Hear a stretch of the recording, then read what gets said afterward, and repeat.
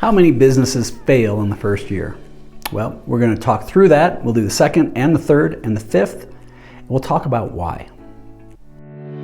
As entrepreneurs and business owners, we know that if we have a clear plan, anything becomes possible. And if you can have a clear plan, a clear process to create that plan, and a way to create clarity with your partner, your spouse, you can drive to amazing heights. All right, so if you're wondering, either you're in dire straits, or you're trying to figure this out, or you're trying to hedge your bets and figure some things. The reality is in the first year, all statistics indicate that roughly 20% of all businesses fail. Now, this was a little bit higher during COVID, but if you look at the long-term statistics, roughly 20% of all businesses fail in the first year. 30% in the second year, and by year 5, 50% of all small businesses that have started have failed. But what they don't mention, and I think this is really the almost criminal part of this, is that of the remaining 50%, it would be my opinion that as many as 60 to 80% of those remaining businesses, they're not thriving. They're actually kind of surviving despite themselves. They're kind of just bumping along, because they're too stubborn to let go, or they're afraid, or they've gotten sucked into some sort of financing where they just got to keep rolling and keep rolling. And unfortunately, they're probably really not in a positive spot. I started my first of 16 companies when I was 19. I'm 56 now. I have built them, bought them, sold them, and wrecked a couple. I can tell you that in those first few years, it is an immense challenge. However, the positive, the good news is that it has never been easier to safely research, vet, test, if you've already got going, research, vet, test, and pivot to a different business or a different product line or a different service in an area then that you can thrive. But so often people are afraid to even move forward on it that they get in their own way, and as a result, it ends up being a mess. So if you're interested, you can go to I wrote a best-selling book on how to go through and define what is the ideal business for your lifestyle.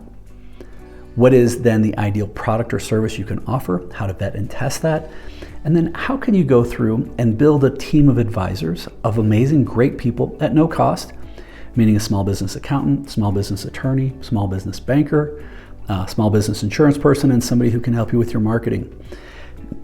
How do you build this team very safely without spending any money?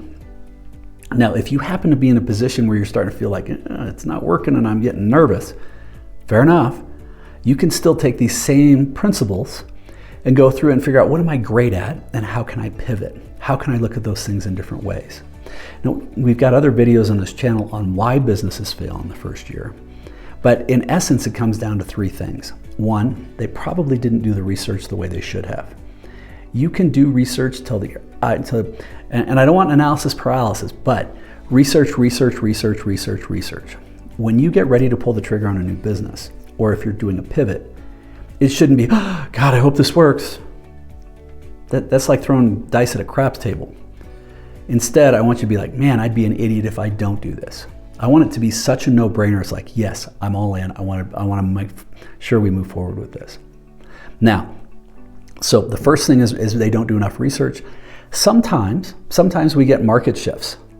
Now, this is going to start to accelerate more and more in a lot of different services because AI, automation, machine learning are going to start running different people out of business in different ways. And it's going to happen very, very, very fast. So this is where it's going to be important for you to be considering those things. How can you either integrate them or how can you pivot to an area where it's not going to be impacted as much?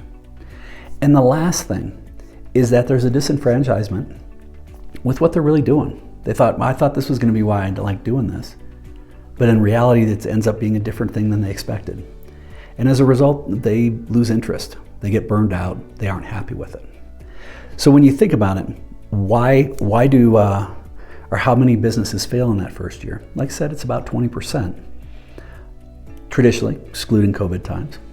But it doesn't have to be that way. And the really important thing to me is less about the failure rate, but more about the people who continue to survive despite themselves, and they aren't thriving. It's not any fun. You got to have fun with what you're doing. So ideally, you found some value with this. Please subscribe, check out some of our other videos. And if you have any questions, please go to aspiringsolopreneur.com. We've got a whole course on how you can build a business where you can thrive. Keep smiling.